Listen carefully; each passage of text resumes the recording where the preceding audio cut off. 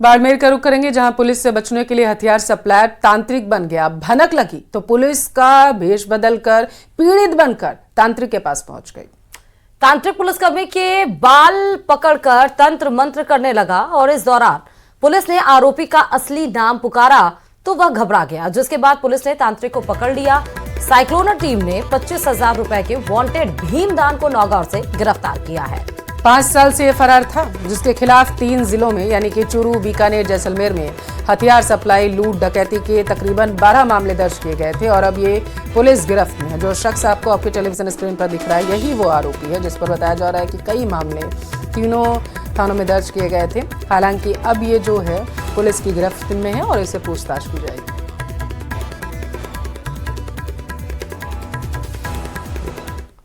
Operation गयाविधि कल देर शाम सफलतापूर्वक संपन्न हुआ। यह कहानी है एक ऐसे अपराधी की, पिता की मृत्यु का बदला लेने के लिए जिसके दिल में प्रतिशोध की आग जलती रही और धीरे धीरे उस आग ने उसके पूरे जीवन को ले लिया। प्रतिशोध पूरा हुआ या नहीं हुआ यह तो वही बता पाएगा, और उस आग में उसका पूरा जीवन होम हो गया।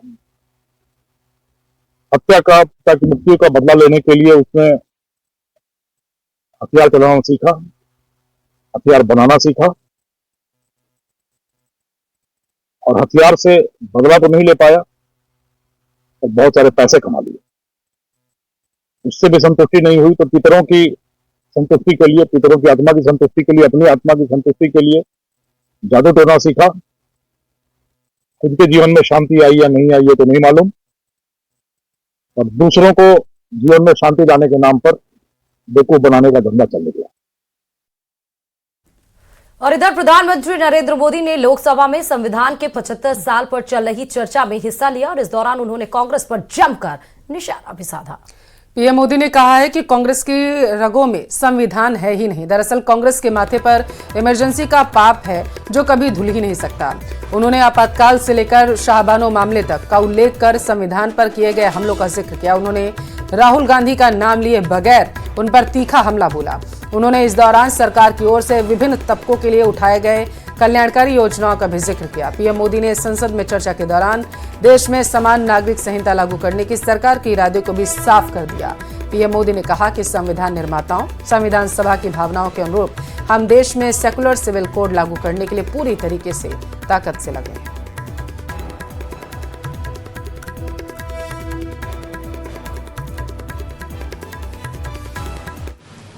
संविधान के 25 वर्ष पूरे कर रहा था, उसी समय हमारे देश में संविधान को नोच लिया गया, इमरजेंसी आपातकाल लाया गया।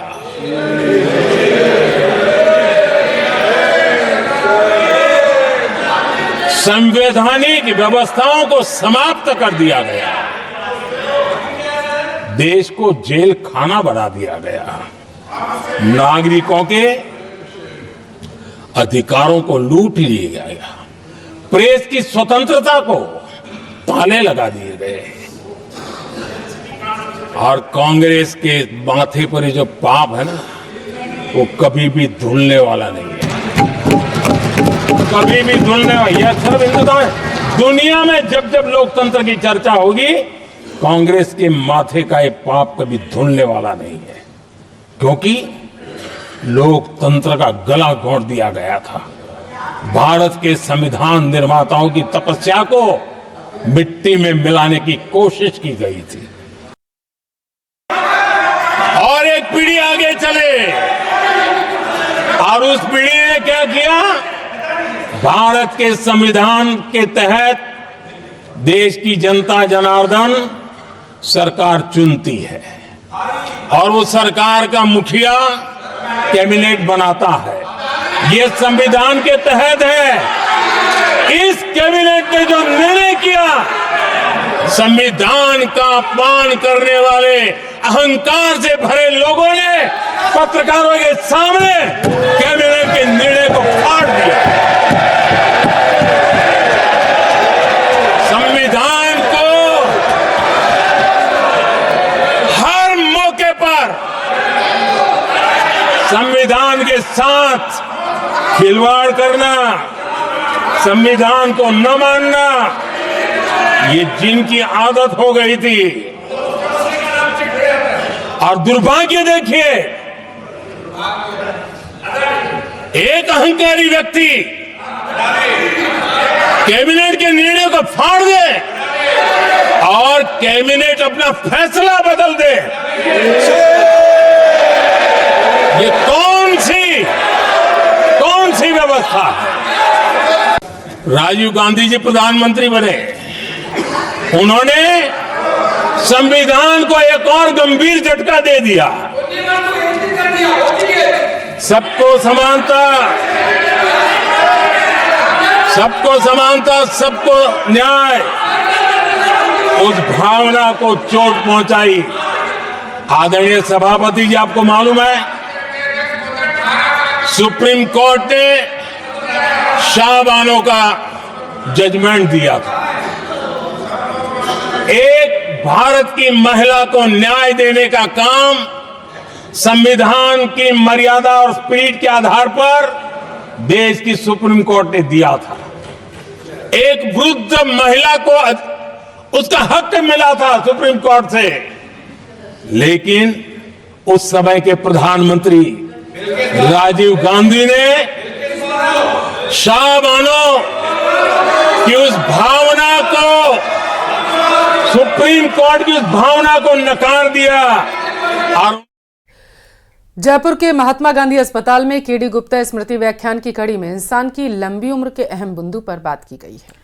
अमेरिका न्यूयॉर्क से आए प्रोफेसर नीर ब्राजलाई ने अपने भाषण में कई अहम बिंदुओं को बताया है। देखिए इसी पर ये report.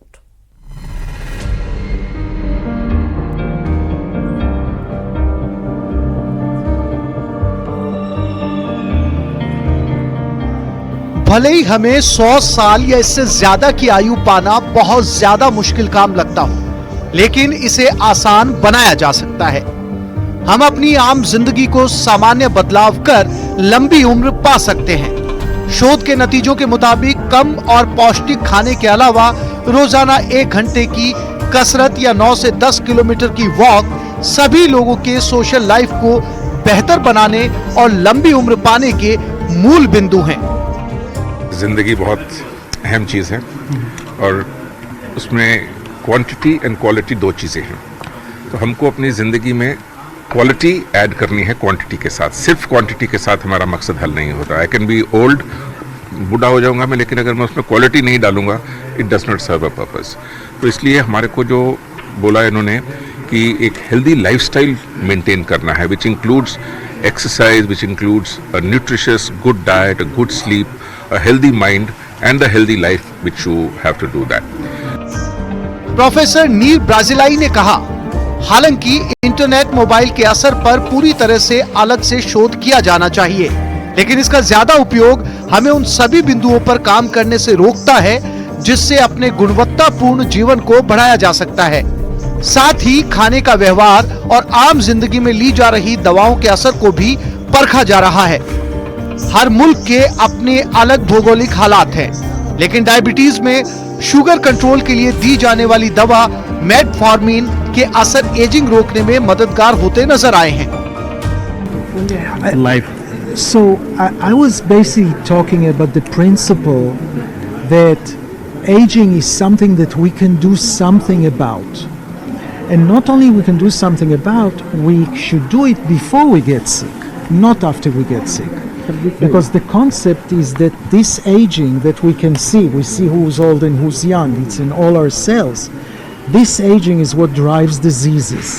So rather than wait for diseases, let's target the process of aging, let's prevent the diseases. Professor नीर ब्राजिलाई ने कहा कि हालांकि इंटरनेट मोबाइल के असर पर पूरी तरह से अलग से रिसर्च की जानी चाहिए, ऐसे में ये कहा जा सकता है कि मोबाइल के उपयोग के हमारे वर्तमान तरीके दीर्घायु प्राप्त करने में बाधक है।